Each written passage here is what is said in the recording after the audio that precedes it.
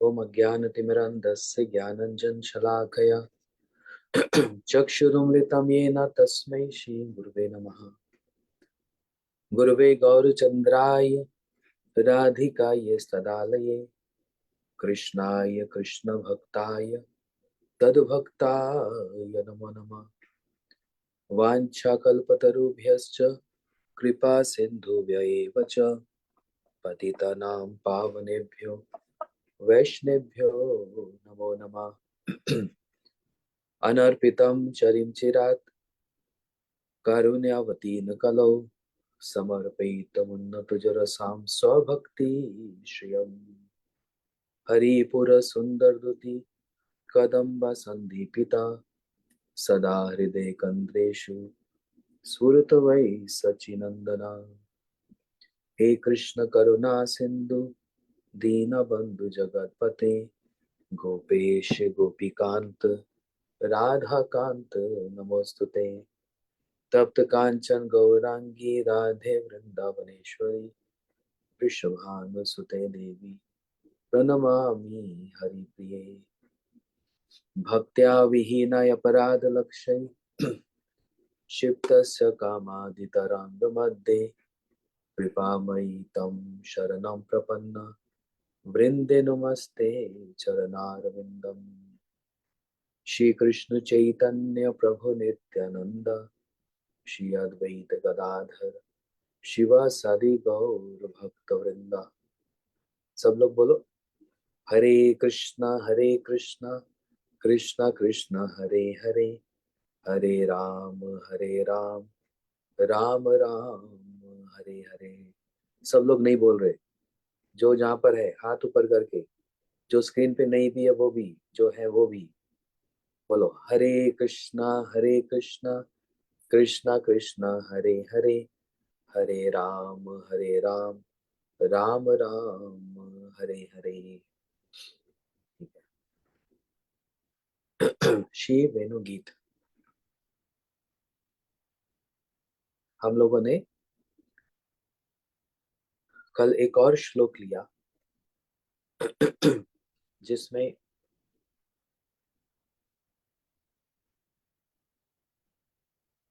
गोपियां अपने मन के भावों को प्रकट कर रही हैं और कृष्ण बलराम दोनों की ही एक साथ स्तुति कर रही है। कितनी सुंदर बात है। एक साथ स्तुति क्यों कर रही है? कृष्ण और बलराम जी के रूप का वर्णन कर रही है। क्यों कर रही है? लज्जा और संकोच दोनों चीजें सामने आ रही है। यदि कृष्ण की ही रूप माधुरी का वर्णन करेंगे तो प्रेम प्रकाशित हो जाएगा, और यदि दोनों को कृष्ण बलराम को करेंगे तो इसमें होगा कि हाँ, दोनों भाइयों की एक साथ स्तुति की है। उसमें किसी को नहीं पता लगेगा कि हृदय का भाव क्या है। इसलिए दोनों की रूप माधुरी का वर्णन करके अपने हृदय में जो कृष्ण अनुराग है उसको छिपाने की चेष्टा कर रही। ये था कल तक का हमारा विषय। अब आगे क्या होता है देखिए। ब्रज रमनिया ब्रज गोपियां कहने लगी, अरे सखियो, कृष्ण और बलराम दोनों भाई जब गोचारण के लिए सखा और गैयों के साथ वृंदावन में प्रवेश करते हैं, उस समय उनकी अनुपम रूप माधुरी का वर्णन करना किसी के लिए संभव नहीं है। पहले तो क्या समझे आप लोग? पहले तो दोनों की रूप माधुरी का वर्णन कर दिया, और अब आपस में क्या कह रही है कि उनकी अनुपम रूप माधुरी। अनुपम मतलब अनपैरेलल। वो रूप माधुरी वर्णन करना किसी के लिए संभव नहीं। पहले फिर क्यों कर दिया? पहले तो कर दिया अपनी एक भाव के अनुसार, अब नहीं कर पा रहे। क्यों? क्योंकि हृदय में प्रेम हिडोले खा रहा है, झूल रहा है। नहीं नहीं, हम नहीं कर सकती, हम नहीं कर सकते। जैसे एक बात, विषय तो ये वाला नहीं है, लेकिन इससे संबंधित, related to this, Brahma ji ने ब्रह्म स्तुति में 10th कैंटो भागवतम, उन्होंने एक बात कही, जहां पर ब्रह्मा जी बहुत सारी स्तुति कर रहे हैं ना, वहां पर उन्होंने एक बात, पहले तो बहुत कुछ कह दिया, लेकिन फिर एक बात कही बाद में कही कि जनंतम एवं जनंतम किम बहुक्त नामे प्रभु मनुष्य वपुषु वाचा वैभवम तव गोचरम।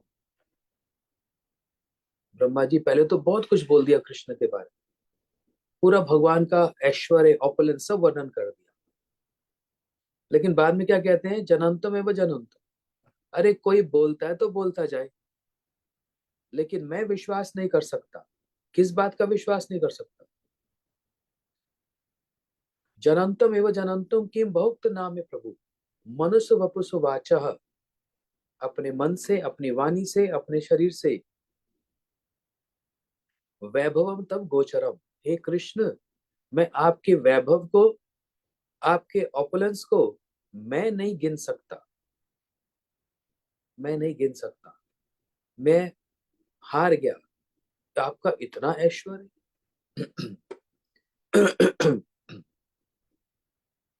तो ब्रह्मा जी ने भी, पहले तो आप भगवान का सारा ऑपुलेंस वर्णन कर रहे हैं, सुना था ना 2-4 दिन पहले, पूरा ब्रह्म संहिता में भगवान का ऐश्वर्य वर्णन कर दिया।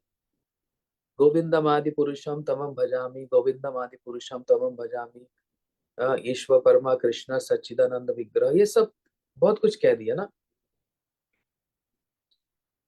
फिर बाद में कह रहे हैं ना बाबा ना, मैं तो ये गिनती नहीं कर सकता, बहुत ऊपर की बात है। उसी प्रकार पहले तो गोपियां कृष्ण बलराम के रूप माधुरी का वर्णन कर रही, ये वेणु गीत इतना सुंदर, इतना सुंदर ये वेणु गीत है, जो रस से भरा पड़ा है, गुरु जी का इतना प्रिय। गुरु जी इन वेणु गीत की कथाओं को कहते थे और इतना उसमें डूब जाते थे, वास्तव में राधा जी के भाव में डूब जाते थे, और राधा जी का पक्ष लेकर गुरु जी इन सब कथाओं को बोलते थे, है ना। आप कहेंगे आध्यात्मिक जगत में भी पक्षपात होता है, हाँ बहुत होता है, और क्यों ना हो, हम पक्षपात जरूर करें। मैं नहीं कह रहा, हमारा इतना अधिकार नहीं, गुरु जी इस बात को कहते हैं, हम अमितो राधिका पक्षपाती सदा कबू ना हेरिबो ताकी। हमारे गुरुजन शिव भक्ति ठाकुर जी ने हमको सिखाया भजन में, अमितो राधिका पक्षपाती सदा, मैं सदैव राधा जी का ही पक्ष लूंगा। जहां पर कृष्ण की जय हो रही होगी और राधा जी की पराजय हो रही होगी, मैं वहां पर मौन धारण करूं, है ना। मौन का भी अर्थ है ना, मौन शब्द के कितने लेवल्स हैं। साधारण रूप में मौन व्रत का मतलब क्या होता है, किसी से बोलूंगा नहीं, एक एक सप्ताह 7 दिन तक मैं कुछ नहीं बोलूंगा, किसी से बात नहीं करूंगा, किसी को कुछ कहना होगा तो इशारे से करूंगा, हाँ, ऐसे इशारे में बात करूंगा, लेकिन मैं एक शब्द नहीं निकालूंगा, ये होता है मौन व्रत। लेकिन ये मौन व्रत किसी काम का नहीं, ये तो पुराने जमाने की बात, आजकल तो मौन व्रत बड़ा आसान हो गया। पूछो कैसे, बोलते बात नहीं करूंगा, मैसेज कर दूंगा, टेक्सटिंग कर दूंगा, बोला तो नहीं हूं, लेकिन मैसेज तो पूरा कर रहा हूं। तो ये मौन व्रत बड़ा साधारण सा है, लेकिन वास्तव में मौन व्रत क्या है, जो सुखदेव गोस्वामी जी ने किया। सुखदेव गोस्वामी जी ने जो किया वो वास्तव में मौन व्रत है।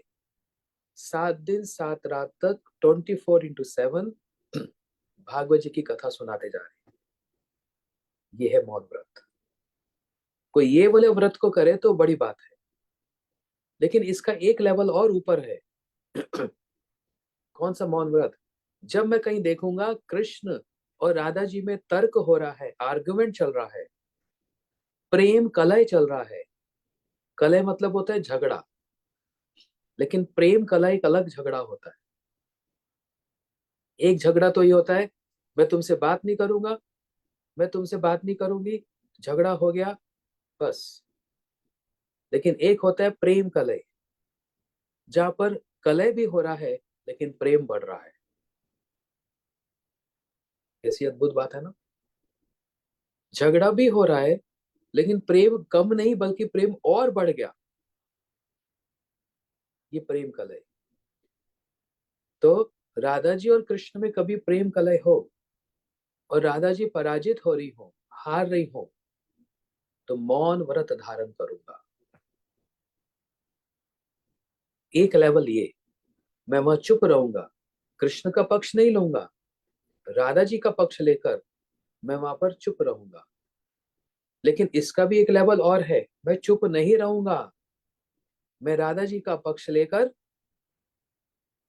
कृष्ण के सखाओं को परास्त करूंगा, कृष्ण को हराना है। तो इसलिए भक्ति ठाकुर जी कह रहे, अमी तो राधिका पक्षपाती सदा, मैं राधा जी का पक्षपाती कबू ना हेरी पता, मैं और कुछ नहीं जानता। तो यहाँ पर पक्ष लेना ही पड़ेगा, कृष्ण पक्ष ले लो या राधा जी का पक्ष ले लो। लेकिन हम लोग कृष्ण पक्ष लेने के लिए नहीं बैठे, हमारे गुरुजन हमको सिखाए क्या, राधा जी का पक्ष लेना है। और जहां पर राधा जी की विजय हो रही हो और कृष्ण परास्त हो गए हो, तो हाथ से ताली बजाएंगे, सारी गोपियां ताली बजाती, कृष्ण परास्त हो गए, हार गए, और राधा जी, हमारी राधा जी की जय हुई है। इसको बोलते हैं अमित और राधिका पक्षपाती सदा। तो ये वेणु गीत इतना सुंदर, इतना मधुर, पूरे रस से भरा हुआ, गोपियों के भाव, क्या उनके बीच में आपस में वार्तालाप होती है, क्या उसमें अ, एक माधुर्य है, ये आस्वादन करने की वस्तु है। लेकिन आस्वादन करने के साथ साथ और क्या है, इसमें हमको एक प्रेरणा भी प्राप्त होती है। क्या प्रेरणा, कोई ये ना सोचे हमने इतना ऊंचा वेणुगीत ग्रंथ ले लिया, बस गोपियों की बात ही कर रहे हो, इसमें कोई इंस्ट्रक्शंस नहीं है, अ, कोई उपदेश नहीं है। क्यों नहीं है, आप इसमें गोता लगा के देखो तो है। इसमें इसमें पता लग रहा है भगवत गीता की बात। बोले वेणु गीत में भगवत गीता कहाँ से आ गई, भगवत गीता तो कृष्ण कह रहे हैं, वेणु गीत गोपियां बोल रही हैं। वेद, हाँ, भगवत गीता में कृष्ण ने कहा मन मना भव मद भक्तो मदयाजी मम नमस्करु, अपना चित अपना मन संपूर्ण मुझ में लगा दो। कैसे लगा दो, कैसे लगा दो, ध्रुव जी की तरह, प्रहलाद जी की तरह, अम्बरीश जी की तरह, भरत राजा की तरह, सखाओं की तरह, यशोदा जी की तरह। इन सब बातों को हटाकर ब्रज गोपियों की तरह, क्योंकि वो ही 100%, 1000% एब्जॉर्प्शन है, वही चित्त निवेश है उसमें। इसलिए ये उपदेशों से भरा पड़ा है, कोई इसमें अगर डुबकी लगाए तो ये देखकर गोपियां क्या वार्तालाप करती हैं, क्या उनके भावना है, उसके उस प्रेम में भी मर्यादा है ना। तो इसलिए कह रहे हैं इस रूप माधुरी का हम वर्णन करना हमारे लिए संभव नहीं है। अब इस बात पर आ गई। अब देखो, बहुत सारी गोपी इकट्ठी है ना, कौन कोई क्या बोल रही है, कोई क्या बोल रही है, ये बड़ा इंटरेस्टिंग टॉपिक है। एक गोपी दूसरी से कहने लगी, अब देखो इनके बीच में डायलॉग चल रहा है। री सखी, री सखी मतलब, री का मतलब क्या होता है, जहां पर बहुत ज्यादा अंतरंगता, इंटीमेसी हो, उसी को तो अरे बोला जाता है। अरे इधर आना, तो अरे इधर आइयो, तो बड़े एक्साइटमेंट होकर गोपी बोल रही है री सखी, हम दूर से कृष्ण को निहार तो सकती है, ध्यान से सुनना, नहीं तो मिस हो जाएगा। हम दूर से कृष्ण को देख तो सकती है, निहार तो सकती है, परंतु निकट पहुंचकर उनके अधर सुधा का पान नहीं कर सकती। उनके निकट आकर हम उनका अमृत पान नहीं कर सकती। क्यों नहीं कर सकती? क्योंकि बलराम जी उनके साथ में होंगे, हमें लज्जा आएगी। कैसे पॉसिबल है ना? बलराम जी साथ में हो और गोपियां क्या कह रही है, हम आकर कृष्ण को आलिंगन करें। इम्पॉसिबल ना, पास भी नहीं फटक सकती। क्यों? लज्जा आएगी। तो एक दूसरे से बात करके कह रही है कि क्या हम कृष्ण के, हम श्याम सुंदर के निकट नहीं आ सकती क्योंकि बलराम जी वहां पर है।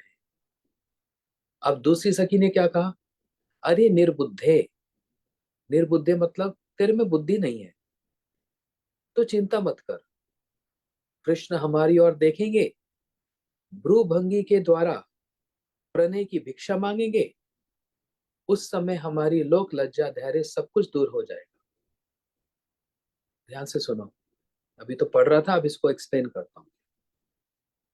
कह रही अरे निर्बुद्धे, अरे तेरे में बुद्धि नहीं है, चिंता क्यों करती है कि कृष्ण के पास नहीं जा पाएंगे, उनको आलिंगन नहीं कर पाएंगे क्योंकि बलराम जी दाऊ जी साथ में हैं। बोलते तू चिंता मत कर, कृष्ण बड़े विदग्ध हैं। विदग्ध मतलब इज वेरी एक्सपर्ट।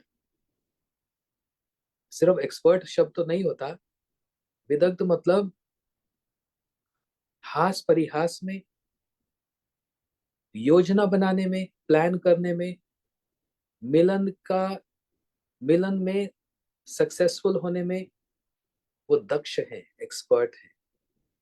इसलिए विदग्ध मतलब वेरी इंटेलेक्चुअल, वो बहुत स्मार्ट है, वो कोई ना कोई रास्ता जरूर निकालेंगे। इसलिए तू चिंता मत कर, चिंता क्यों करती है, कृष्ण हमारी ओर जरूर देखेंगे और भ्रूभंगी आईब्रो से प्रणय की भिक्षा मांगेंगे, प्रेम की हमसे भिक्षा मांगेंगे। ये क्या, ये कौन सी आर्ट होती है? This is art. इसको बोलते हैं विदग्ध। कृष्ण विदग्ध शिरोमणि है, क्योंकि नेत्रों से और विशेष करके आईब्रोज से, भ्रू भ्रू भंगी से ही बहुत कुछ कह दिया जाता है। आंखें भी बोलती हैं, सिर्फ मुंह और शब्द नहीं बोलते, बिना बोले भी आंखें बहुत कुछ बोल देती हैं। बिना बोले भी। तो कृष्ण क्या करेंगे, हमसे भिक्षा मांगेंगे। किसकी भिक्षा मांगेंगे? प्रेम की भिक्षा।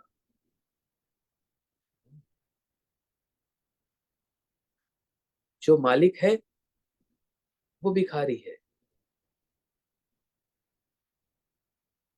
ब्रजराज ब्रज बिहारी, श्री कृष्ण ब्रज के राजकुमार हैं। किसने राजकुमार बनाया? नंद बाबा ने। लेकिन वो राजकुमार ब्रज में भीख मांगता है। नंद बाबा का पुत्र होकर राजकुमार तो है, लेकिन ब्रज में वो भिक्षा मांगता है। किसकी भिक्षा? प्रणय, प्रणय की भिक्षा। स्नेह मान प्रणय। प्रणय मतलब सिर्फ प्रेम नहीं होता, बहुत गाढ़ा प्रेम जिसमें स्नेह भी भरा पड़ा है। अब इसके लिए मेरे को उज्जवल नीलमणि एक ग्रंथ चाहिए, तो उसमें आपको मैं प्रणय की डेफिनेशन जब बताऊंगा तो आपके होश उड़ जाएंगे। प्रणय एक इतना सुंदर शब्द है जो सिर्फ प्रेम का प्रतीक नहीं, वो प्रेम जब और गाढ़ा हो जाता है वो प्रणय का रूप धारण कर लेता है। कृष्ण अपने भ्रूभंगी से वो प्रणय की भिक्षा मांगेंगे। गोपियों को पूरा पूर्ण विश्वास है, इसलिए तो चिंता मत कर, कृष्ण हमारी ओर देखेंगे और भ्रूभंगी के द्वारा प्रणय की भिक्षा मांगेंगे। और जब वो ऐसे मांगेंगे तो सब क्या होगा, हमारी लोक लज्जा, जो हम अभी इतने, लोक लज्जा हमारे अंदर जो आ रही है कि लोग क्या बोलेंगे, ये क्या बोलेंगे, हमारा जो धैर्य है, हमारा जो पेशेंस है, ये सब कुछ दूर हो जाएगा जैसे वो हमसे भिक्षा मांगेंगे। क्या मतलब इसका? सिर्फ सुन ही रहे हो ना, कुछ समझ भी रहे हो? श्याम सुंदर हमारी ओर देखकर भ्रू भंगी से प्रणय की भिक्षा मांगेंगे। हमारा धैर्य और लोक लज्जा सब दूर हो जाएगा। क्यों दूर हो जाएगा? क्योंकि वो भी चाह रहे हैं कि वो हमारे निकट आ जाए और हमारे से मिलन हो। ये नहीं कि हम ही चाह रही हैं, वो भी चाह रहे हैं। लेकिन साथ में कौन खड़ा है? बलदाऊ जी। तो आप, कोई भी कह सकता है Dau ji is disturbance here. Baldev जी नहीं होते तो मिलन कितना सहज आसान हो जाता। यही तो नहीं होने देना। मिलन आसानी से ना हो, इसी के लिए तो इतना सारा फाउंडेशन बनाया जाता है। वो मिलन इतना आसानी से हो जाए तो उस मिलन में आस्वादन नहीं है। लेकिन मिलन के लिए तड़प रहे हैं, एक दूसरे से बात करने के लिए उत्साहित हो रहे हैं, उत्कंठित हो रहे हैं। इसलिए दाऊ जी एक रुकावट नहीं है वहां, एक कोई ऑब्स्टेकल नहीं है, ऐसा नहीं सोचना अपराध है। बल्कि दाऊ जी उस मिलन में और ज्यादा एक्साइटमेंट बढ़ा रहे हैं। तो कृष्ण भी गोपियों के पास आने के लिए वो भी ललायत है। इससे ये पता लग रहा है गोपियां कृष्ण के मन के भावों को समझकर इस प्रकार आपस में ये बातचीत कर रही है कि वो भी प्रणय की भिक्षा मांगेंगे और फिर हमारी लोक लज्जा धैर्य सब दूर हो जाएगा। चल सखी चल, एक बार तो देख ही ले, फिर आगे जो होगा सो होगा। पूरा दाव पे लगा दिया। अच्छा चल सखी चल, चलते हैं, चलो कृष्ण के पास चलते हैं, फिर जो होगा आगे देखा जाएगा। इसका मतलब ये नहीं वो सच में चल रहे हैं, लेकिन एक भाव प्रकट किया, हाँ हम चलेंगे, देखा जाएगा क्या होगा। फिर उस पहली वाली सखी जो बोल रही थी हम नहीं जा पाएंगे, अब वो क्या कहने लगी? अरे नहीं, अरे नहीं, ये कभी संभव नहीं है। दाऊ जी के साथ रहते हुए मैं कभी भी उनके सामने नहीं जा सकती हूँ। दाऊ जी साथ में हो, बलराम जी साथ में हो, मैं तो कभी भी कृष्ण के पास नहीं जा सकती। मैं तो नर्वस हो जाऊंगी। दाऊ जी भी कोई कम नहीं है, मेरे मन के भाव को लेकर पढ़ लिया तो, मैं क्यों कृष्ण के निकट आई जान लिया तो, हाय मेरे को तो बड़ी लज्जा आ रही है। लेकिन साथ साथ लज्जा भी आ रही है और धैर्य भी जा रहा है, पेशेंस नहीं हो रहा।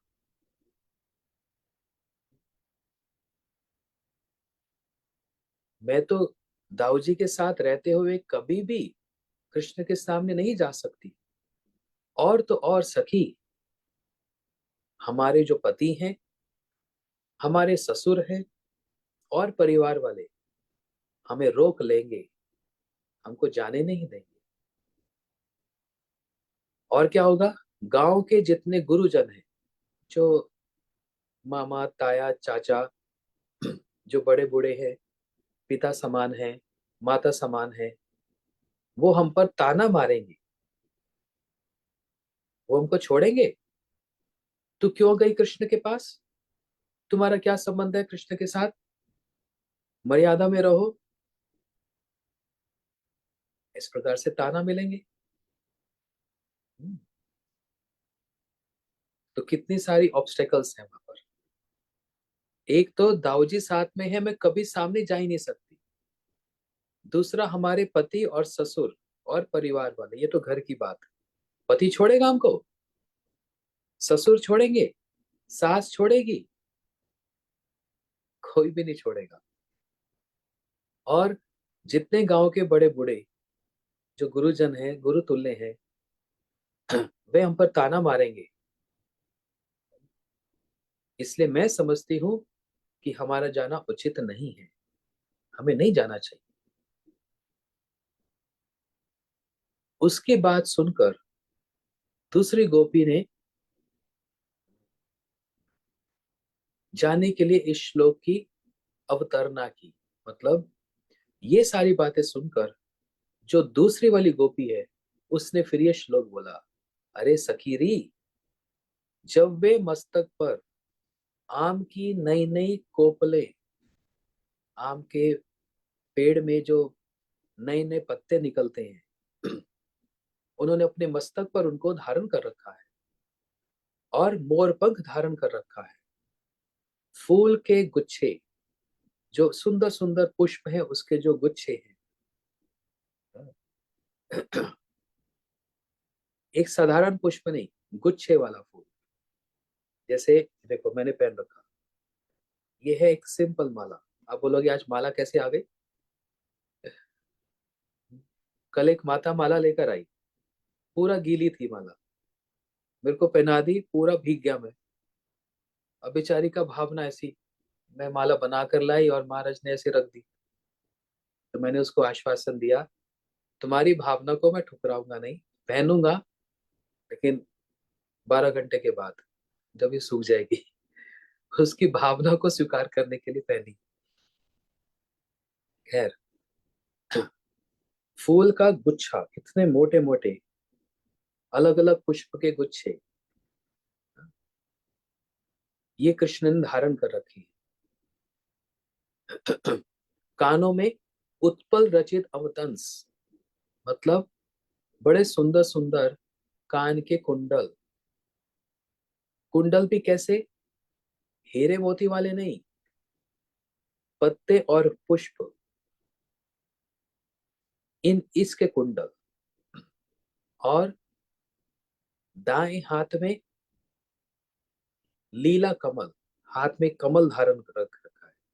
वो कमल को कृष्ण ऐसे ऐसे हिलाते हैं।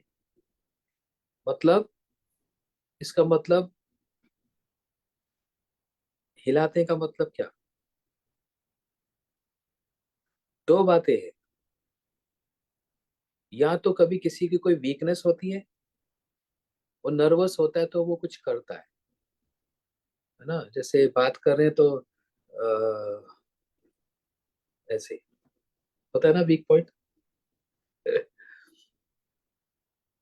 या फिर कोई ऐसे करता है, या फिर कोई ऐसे करता है। तो वीक पॉइंट होता है किसी का।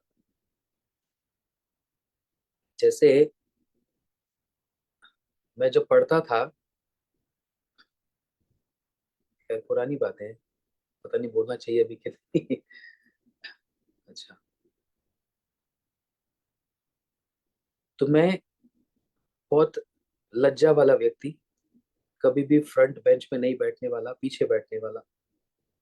एक उदाहरण से बतला रहा हूँ, हालांकि इससे कोई मतलब नहीं है कथा का, लेकिन एक कोर्स ज्वाइन कर लिया कि हमको अपना प्रोडक्ट कैसे बेचना चाहिए।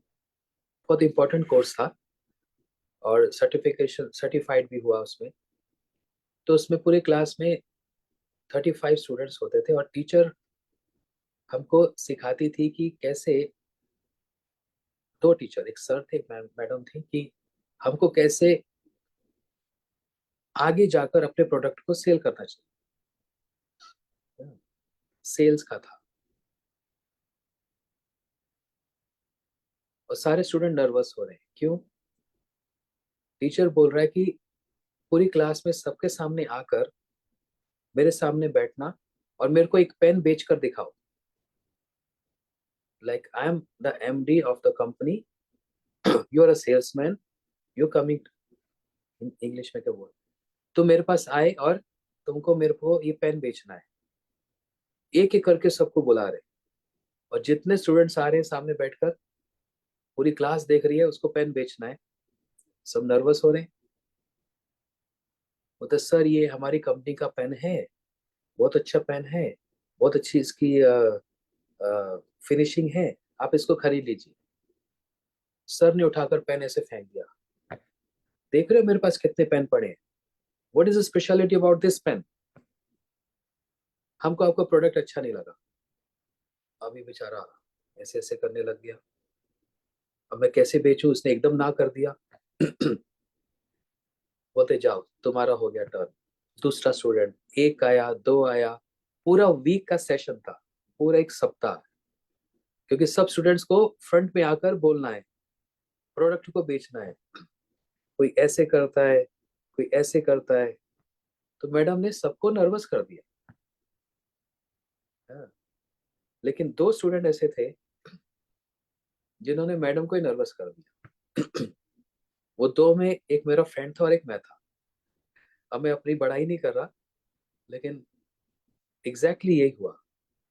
जब मेरा नाम बुलाया गया कि नाउ इज योर टर्न, तो मैं आया सामने और मैं बहुत देर से ऑब्जर्व कर रहा था, क्या बोला जाए क्या बोला जाए।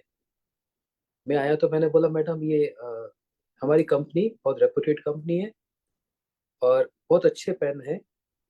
इसके पीछे देखो रबड़ भी लगा है, इसमें लाइट भी है, और पेन्स में ये नहीं होता। बोलती क्या बात कर रहे हो, ऐसे तो बहुत सारे प्रोडक्ट्स हमारे पास हैं, बहुत सारे फैंसी पेन्स हमारे पास हैं, हमको ये पेन नहीं चाहिए।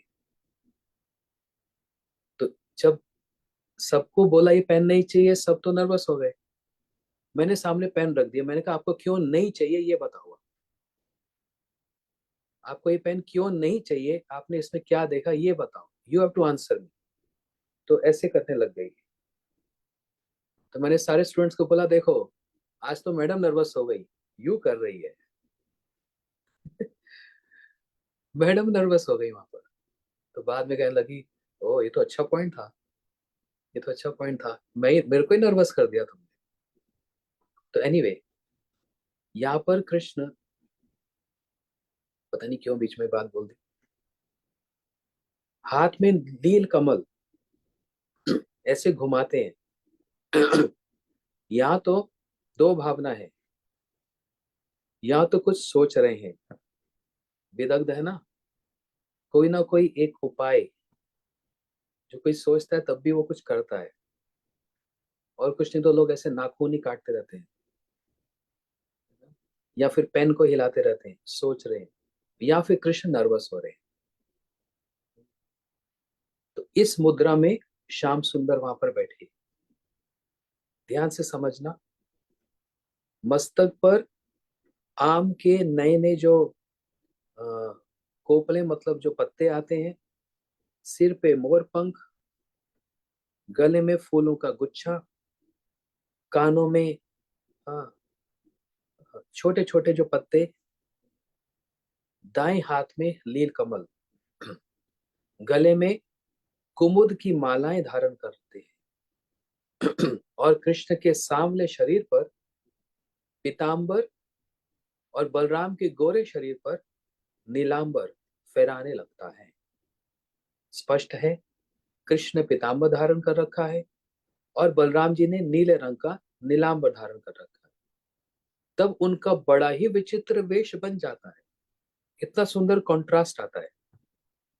कृष्ण सांवले और पहन रखा है पीतांबर पीले रंग का, बलराम जी गोरे और पहन रखा है नीला, और दोनों एक साथ हैं, तो मल्टी कलर, कितना सुंदर कॉन्ट्रास्ट। और एक दूसरे को साथ खड़े होने से और ऐसे पहनने से दोनों की शोभा बढ़ती जा रही है। तब उनका बड़ा विचित्र वेश बन जाता है। और साथ में ग्वाल बालों की जो सखा हैं, उनकी गोष्ठी में वे दोनों बीच बीच में सुशोभित होते हैं, और साथ में मधुर संगीत का तान छेड़ देते हैं। कभी सखा मधुर संगीत का तान छेड़ते हैं, कभी कृष्ण ही गाने लग जाते हैं, और कभी बलराम जी भी गाने लग जाते हैं, तो साथ साथ संगीत भी चल रहा है। तो वो पहली वाली सखी कहने लगी, मेरी प्यारी सखी, उस समय ऐसा जान पड़ता है मानो दो बड़े ही एक्सपर्ट, बड़े स्मार्ट, बड़े चतुर जो नट हैं, मतलब नृत्य करने वाले हैं, वो रंगमंच पर अभिनय कर रहे हैं। दो एक्सपर्ट डांसर्स पूरे श्रृंगार करके स्टेज परफॉर्मेंस मतलब रंगमंच पर अभिनय कर रहे हैं। हाय मैं क्या बताऊं कि उस समय उनकी कितनी शोभा होती है, कहना कठिन है, शब्द नहीं है, उनकी शोभा कितनी सुंदर होती है। ये गोपियां आपस में वार्तालाप, आपस में बातचीत कर रही। कभी तो ये प्रकट कर रही है एक गोपी कि हम कृष्ण के निकट नहीं जा सकती क्योंकि बलराम जी हैं, तो दूसरी उसको आश्वासन देती है कि ऐसा मत सोचना, है? कृष्ण स्वयं भी चाहते हैं कि वो हमारे निकट आए और वो प्रणय की भिक्षा मांगेंगे, प्रेम की भिक्षा मांगेंगे। इसका मतलब वो भी ललायत है। फिर कहने लगी नहीं, हम अगर कृष्ण के निकट जाएंगे तो ये सब लोग ताना मारेंगे, हमको उल्टा सीधा बोलेंगे। लेकिन इतना सब वार्तालाप डिस्कशन होने के बाद जो पहली वाली सखी जो ये बात कह रही थी, अब वो यही कह रही है कि नहीं, इतना सुंदर कृष्ण बलराम जी का जो रूप है और जो श्रृंगार है, इसको देखकर मन नहीं भरता। और सुनो आगे क्या, कभी कभी सखा मंडली में दोनों भाई भाव विभोर होकर ऐसा नृत्य करते हैं जिसे देखकर सखा मंडली साधु साधु कह उठती है।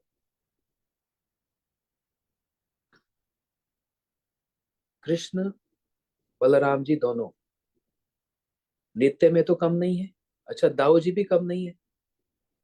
ये मत सोचना एकमात्र कृष्ण ही बड़ा सुंदर नृत्य जानते हैं, दाऊ जी भी बड़ा सुंदर नृत्य जानते हैं। और दाऊ जी जब नृत्य करते हैं तो सब लोग वाद्य बजाने लग जाते हैं, मतलब इंस्ट्रूमेंट्स, और नाना प्रकार के राग गाने लग जाते हैं। लेकिन मान लो अगर दो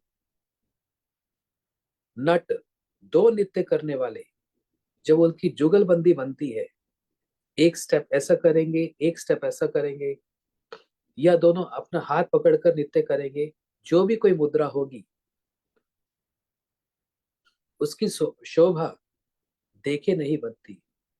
इसलिए सारे सखा इन दोनों के नृत्य को देखकर साधु साधु कह उठते हैं। साधु साधु, कितना सुंदर नृत्य, कितना सुंदर नृत्य। ये एक सभ्य भाषा है। जैसे कोई बहुत सुंदर संगीत गाता है तो क्या बोलते हैं, आहा क्या सुंदर संगीत गाया, या फिर ओ आज तो बहुत अच्छी कथा थी। लेकिन साधु भाषा में, वृंदावन में या वैष्णव जब कभी बड़ा सुंदर भजन सुनते हैं या किसी की बड़ी सुंदर कथा की व्याख्या सुनते हैं, तो वो क्या बोलते हैं, साधु साधु। साधु मतलब वेरी गुड, एक्सलेंट, ये एक शब्द है इसमें व्यवहार करने का।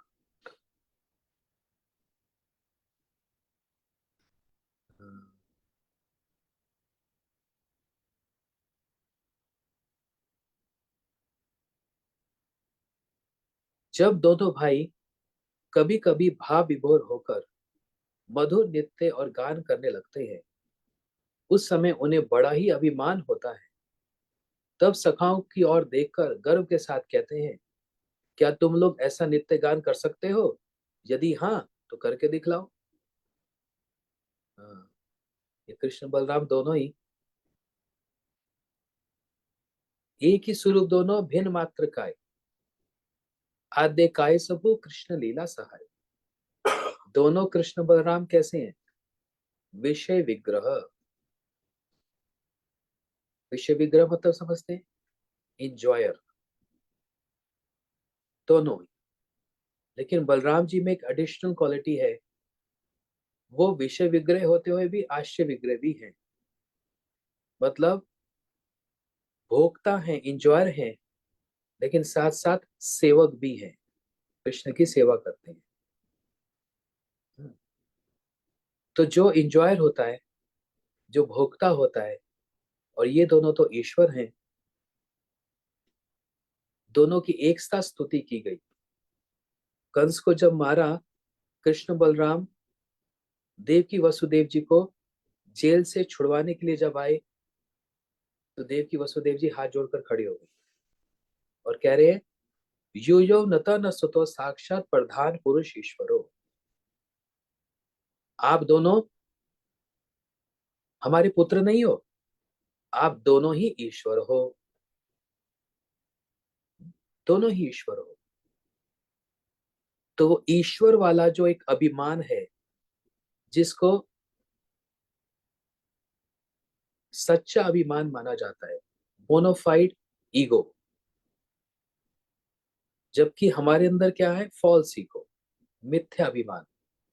हम सोचते हैं हम ये शरीर है, वास्तव में नहीं है। जब मर जाएंगे तो पता लग जाएगा, सारा अभिमान चूर चूर हो जाएगा।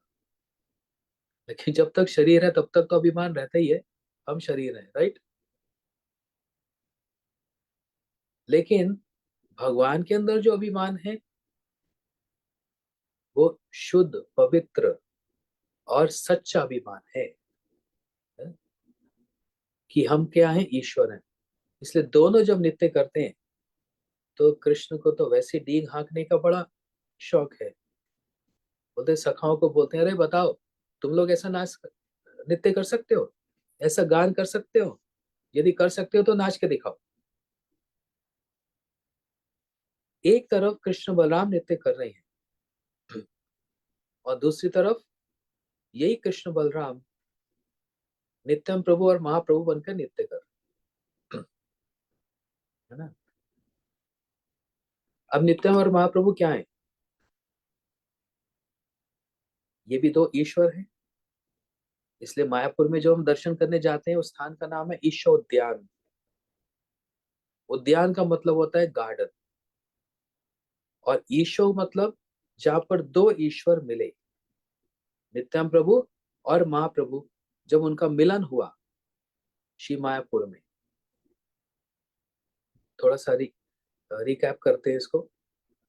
नित्याम प्रभु वृंदावन दर्शन करने आए, महाप्रभु जी मायापुर में है, नवदीप में। नित्याम प्रभु वृंदावन में दिवालियों का, मंदिरों का दर्शन कर रहे हैं, देखा सारे सिंहासन खाली पड़े। सिंहासन पर कृष्ण होने चाहिए, ऑल्टर पे, सब खाली पड़े। तो नित्याम प्रभु बड़े चिंता में पड़ गए,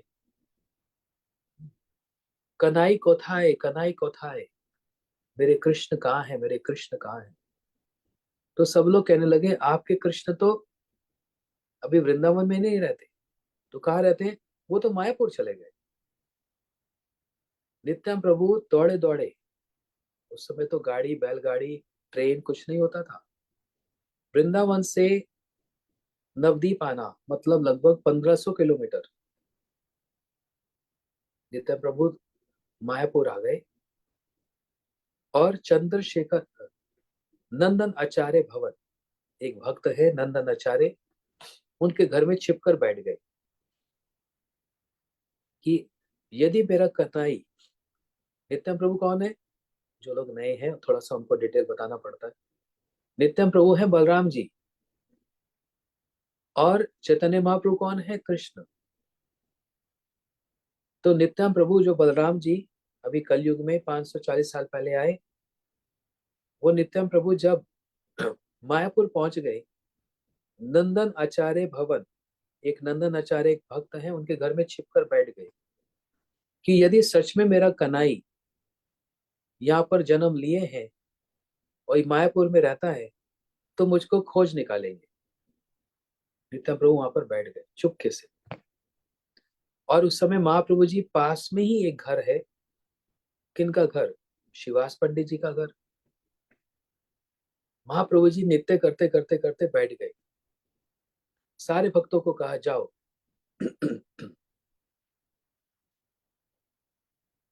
सारे भक्तों को कहा कि जाओ इसको बंद करो, ढूंढो, नवदीप में कोई एक महापुरुष आए हैं, जाओ ढूंढ कर आओ। सब लोग इधर उधर ढूंढने लगे, बोलते यहाँ तो कोई महापुरुष नहीं आए। महाप्रभु कह रहे कोई महापुरुष आए हैं। सब लौट कर आए खाली हाथ, बोलते महाप्रभु यहाँ तो कोई महापुरुष नहीं है। महाप्रभु कहने लगे तुम लोगों को नहीं पता, सब मेरे साथ चलो। सारे भक्तों को लेकर महाप्रभु जी नित्य करते करते इधर उधर ना जाकर सीधा नंदन आचार्य भवन, उस घर में प्रवेश किए जहां पर नित्यानंद प्रभु छिपे पड़े थे। और नित्यानंद प्रभु क्या सोच रहे थे, यदि मेरा कन्हई कृष्ण मायापुर में है तो मेरे को ढूंढ निकालेंगे। और महाप्रभु जी समझ गए मेरे नित्यानंद मेरा बलराम कहाँ पर है, इसलिए दौड़े दौड़े गए। और सामने एक दूसरे को जब देखा, निताई निताई निताई, और नित्यानंद प्रभु महाप्रभु को देखकर कनाई कनाई कनाई, कनाई मतलब कृष्ण। और दोनों ईश्वर, दोनों जाकर एक दूसरे को गले लगे। ये वो इसलिए उस स्थान का नाम ही क्या हो गया, ईशोद्यान। ईश मतलब होता है ईश्वर, और जब ईशो हो जाता है तो मतलब दो ईश्वर, मतलब महाप्रभु और नित्याम प्रभु, मतलब कृष्ण और बलराम जिस उद्यान जिस गार्डन में मिले, उस स्थान का नाम हो गया ईशोद्यान। तो नित्याम प्रभु महाप्रभु जब मिले तो क्या करते हैं, सेलिब्रेट करते हैं। उमंग में आकर दोनों कीर्तन और नृत्य करने लगे, गान और नृत्य। और जब इन दो ये जो जब नृत्य करते हैं तो ये अपने संगी साथियों को ये नहीं बोलते कोई हमारी तरह नाच सकता है, कोई हमारी तरह गा सकता है, अगर कर सकता है तो करके दिखाओ। महाप्रभु जी नहीं कहेंगे, नित्यानंद प्रभु नहीं कहेंगे, ये कृष्ण बलराम कहेंगे अपने सखाओं को, कोई हमारी तरह नाच सकता है, नाच के दिखाओ। कृष्ण कालिया के फन के ऊपर नृत्य कर रहे हैं ना, तब भी अपने सखाओं को डी हाँक रहे हैं। डी हाँकने समझते हैं, है कोई सांप के फन पे नाचने वाला, कोई नाच के दिखाए तो। लेकिन महाप्रभु नित्यानंद प्रभु ऐसा नहीं, वो तो बड़े सोबर, बड़े दीनहीन, हम्बल, पूरे भाव में लिप्त रहने वाले। आंखों में आंसू लेकर, हाथ ऊपर उठाकर, दोनों बस नृत्य करते दोनों भाई।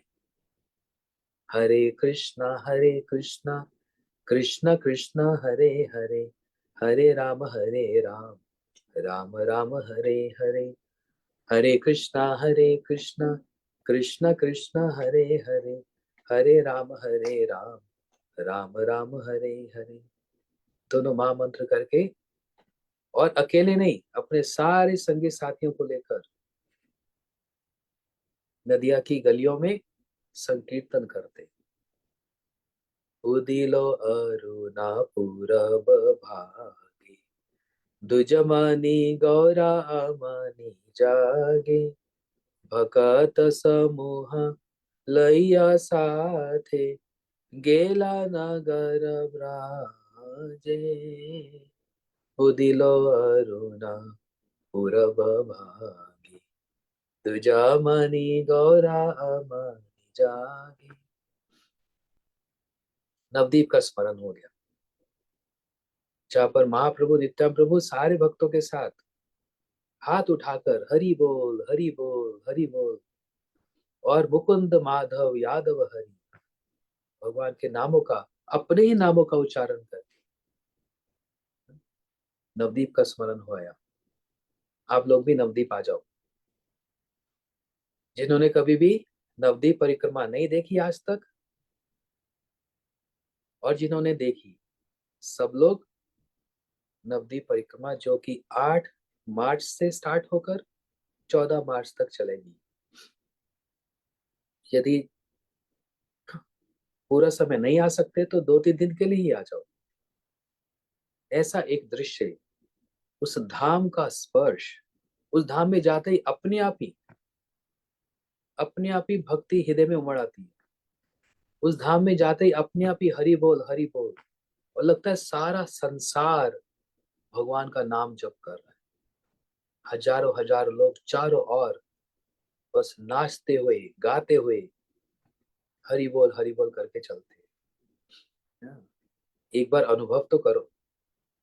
एक्सपीरियंस तो करो, है ना। 6-7 हजार लोग होंगे, चिंता नहीं करना, बस चिंतन करना, बड़ा अच्छा लगेगा। कोई डाइनिंग टेबल पे बैठ के खाने को नहीं मिलेगा, कोई चम्मच स्पून नहीं मिलेगा। वहीं भूमि पर बैठकर, उस धाम पर बैठकर, भूमि पर पत्ते में हाथ में लेकर जैसे तैसे बस खाओ और आगे बढ़ो। हरि बोल, हरि बोल, हरि बोल, है ना। ये सब होगा। तो इसलिए हमारे गुरुजी भी इस बात को बोलते थे। वो 6-7 दिन थोड़ी सी तपस्या होती है, क्योंकि इतनी भीड़ है। थोड़ी सी तपस्या तो होती है, और व्यक्ति सोचता है कि अगली बार नहीं जाऊंगा, बस एक बार एक्सपीरियंस करना था, हो गया, है ना। एक बार एक्सपीरियंस हो गया, हो गया। लेकिन फिर जब अगले साल अनाउंसमेंट होती है, परिक्रमा है, तो हाँ, फ्लाइट की टिकट बुक करते हैं, जरूर जाएंगे। फिर जाते हैं, पिछली बार सोचा था ना, नहीं जाएंगे। खाने को नहीं मिलता, कभी यहाँ बैठो, कभी वहां बैठो, मिट्टी में बैठो, गंगा जी में स्नान करो, कभी ये कभी वो, भीड़ में धक्के लग रहे हैं। अगली बार तो पक्का नहीं जाऊंगा, कुछ भी हो जाए। मैं तो 20 साल से देखता आ रहा हूँ लोगों को, भक्तों को हमारे, है ना।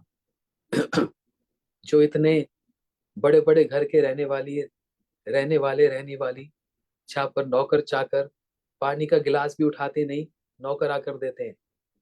वहां पर नवदीप में जैसे तैसे बैठकर प्रसाद पाते हैं, और बस हरि बोल भर के, जो इतना हृदय में जो इतना इम्प्रेशन आता है, वो कहीं नहीं मिल सकता। एकमात्र नवदीप और मायापुर धाम में जो हृदय में भक्ति का प्रवाह बहता है। वृंदावन थोड़ा सा कठिन है, लेकिन मायापुर नवदीप बहुत सरल है। ये कृपामय धाम है, जहां पर कोई बिना नाचे रह नहीं सकता, जहां पर स्वयं दो ईश्वर, महाप्रभु नित्य प्रभु नित्य करें, नाचे। इसलिए कुछ भी हो जाए, छुट्टी ले लो, फ्लाइट बुक कर लो, कोई यूरोप में, कोई अमेरिका, कोई दिल्ली, फरीदाबाद, नोएडा, कहीं पर भी क्यों ना हो, कुराली में, अंबाला में, जहां पर भी भक्त लोग हैं, एक बार आकर देखो तो, एक बार अनुभव तो करो। गारंटी है, अगले साल आए बिना रह नहीं पाओगे, फिर आने का मन करेगा। क्योंकि जब वापस कोई जाता है, वो खाली हाथ नहीं जाता। खाली हाथ नहीं, खाली हृदय से नहीं जाता। उसके हृदय में कुछ एक संचारण होता है, एक इन्फ्यूजन होता है, गौर धाम का, महाप्रभु की कृपा का, वो फील करके जाता है।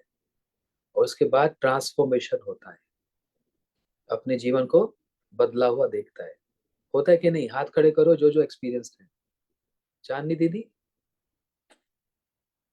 बेचारी सोचती है अब नहीं जाऊंगी अगली बार, वेरी डिफिकल्ट है। सबसे पहले ये टिकट बुक करती है। जैसे हमारी और भी माताएं हैं, माया माता है, तो जाएगी जाएगी। सास चाहे मारे, ननन ललकारे, पति ताने दे, रिश्तेदार कुछ भी कहें, मैं तो जरूर जाऊंगी। मतलब कसम खा रखी है, क्योंकि वहां का एक ऐसा स्वाद है ना, उस धाम का, बिल्कुल एकदम अलग। वृंदावन अलग, और मायापुर एकदम अलग। कोई नाचे बिना रह नहीं सकता वहां पर। एनीवे, नवदीप का स्मरण हुआ यहाँ। तो जहां पर महाप्रभु और नित्यम प्रभु भी नृत्य करते हैं, और सारे भक्तों को नृत्य कराते हैं, हम आप भी वहां पर जाकर घंटों घंटों नृत्य करते हैं। एक मृदंग नहीं, 10-10 मृदंग बजते हैं, और सारे भक्त क्या नृत्य करते हैं, सभी महाराज लोग। क्या सुंदर एक दृश्य है। बहुत शीघ्र आ रहा है, चलेंगे। और वैसे ही कृष्ण बलराम भी वृंदावन में नृत्य करते हैं, बड़े गर्व के साथ कहते हैं, सखा तुम लोग नृत्य गान कर सकते हो? यदि करते हो तो करके दिखाओ। इसलिए भाववती, भाव में परिपूर्ण जो ब्रज रमणियां हैं, ब्रज गोपियां हैं, इस प्रकार अपने हृदयगत कृष्ण प्रेम को छुपाकर, हृदय में जो कृष्ण के प्रति जो प्रेम है उसको छिपाकर कृष्ण और बलराम के रूप माधुरी का वर्णन करने लगी। कल हमने सुन लिया था बलराम जी की रूप माधुरी का वर्णन क्यों कर रही है, क्योंकि अकेले कृष्ण का नहीं कर सकते, और बलराम जी का एक साथ करेंगे तो फिर संकोच नहीं होगा। किंतु उनके अंग प्रत्यंग, मुख, नयन, भंगिमा और भाषा से उनका आंतरिक भाव ये व्यक्त हुआ है। क्या कह रहे सुनो, गोपियां, ये गोपी आपस में ये तो कह रही हैं कि हृदय में कृष्ण प्रेम जो है इसको हम छिपा कर रखेंगे, वर्णन नहीं कर सकती। तो दोनों कृष्ण बलराम के रूप माधुरी का वर्णन कर दिया, लेकिन उनका जो बोलने का जो ढंग है, अंग प्रत्यंग, बॉडी लैंग्वेज जिसको बोलते हैं हम, मुंह कैसा है, आंख क्या है, कैसे बोल रही है और क्या भाषा व्यवहार कर रही है, उससे उनका आंतरिक भाव ये व्यक्त हुआ है कि अरि सखी, ब्रज में एकमात्र गोप पालक गण ही भाग्यवान हैं। कितनी रहस्य की बात यहाँ पर निकल कर आई। वास्तव में पूरे ब्रज में यदि कोई भाग्यवान है, सौभाग्यशाली है, तो कौन है? ये सखा लोग हैं। क्यों सखा लोग हैं? क्योंकि सदा सर्वदा, घर हो या वन हो, ये कृष्ण के समीप रहते हैं और उनके साथ खेलते रहते हैं, कृष्ण के अंगों का स्पर्श करते हैं, उनके साथ नित्य और गान करते हैं और सर्वदा उनका दर्शन करते हैं। किंतु विधाता ने हमें गोपी जन्म देकर हमें इससे वंचित कर दिया।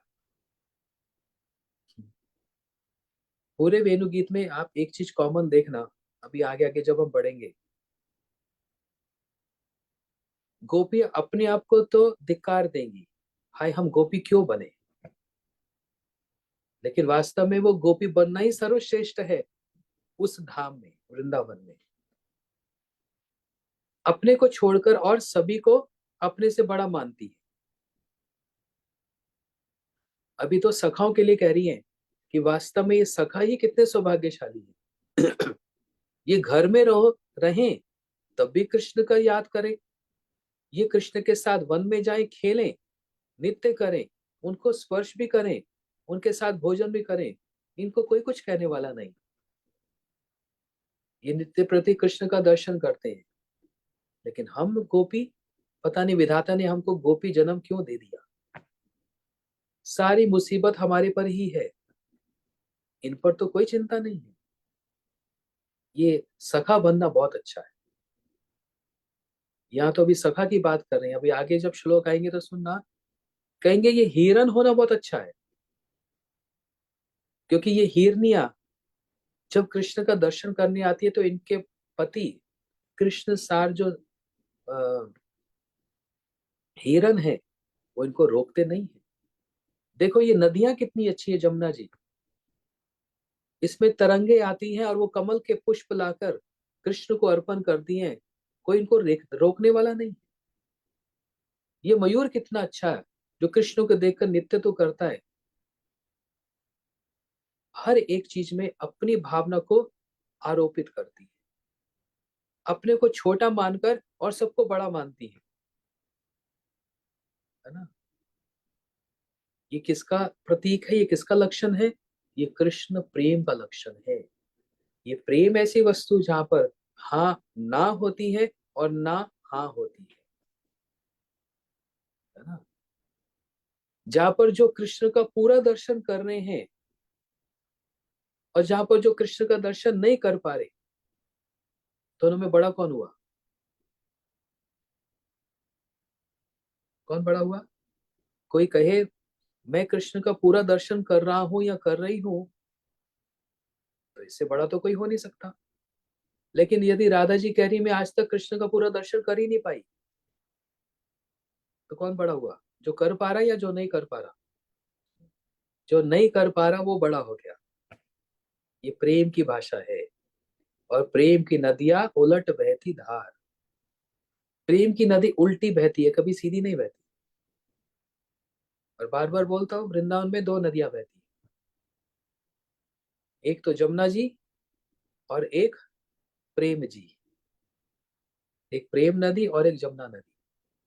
जमुना जी तो सीधी सीधी बहे, और प्रेम नदी, वो धार हमेशा उल्टी ही बहती है, वो कभी सीधी नहीं बहती। समझ रहे हैं? इसलिए ये पर समाप्त करते हैं। ये सुनकर कि गोपियां ये कह रही है, हाय विधाता ने हमको गोपी घर में क्यों जन्म दे दिया, गोपी शरीर से स्त्री शरीर से क्यों जन्म दे दिया, हमको तो वास्तव में सखा होना चाहिए था। ये सखा कितने सौभाग्यशाली है, कभी इनको कोई रोक टोक नहीं है, कृष्ण के साथ खेलते हैं, उनके अंगों को स्पर्श करते हैं, नृत्य करते हैं, गान करते हैं, उनका दर्शन करते हैं। हाय हमको वंचित कर दिया, हाय हमको वंचित कर दिया। और उस पर भी हम कुल वधू हैं, हम पतिव्रता नारी हैं, मतलब विवाहिता हैं। हम जी भरकर उनका कृष्ण का दर्शन भी नहीं कर पाती। यदि कृष्ण का दर्शन करती है तो सास बुला लेती है। जब कृष्ण का दर्शन कर रहे हो, पास जाने की इच्छा हो, तो बलराम जी साथ में आ जाते हैं। हाय हम तो दर्शन भी नहीं कर पाते। यदि हम लोग गोपी ना होकर गोप होती, तो सदा सर्वदा कृष्ण के साथ रहती और उनका दर्शन कर पाती। इस प्रकार हमारा जीवन धन्य हो जाता। लेकिन अभी हमारा जीवन धन्य नहीं हो रहा।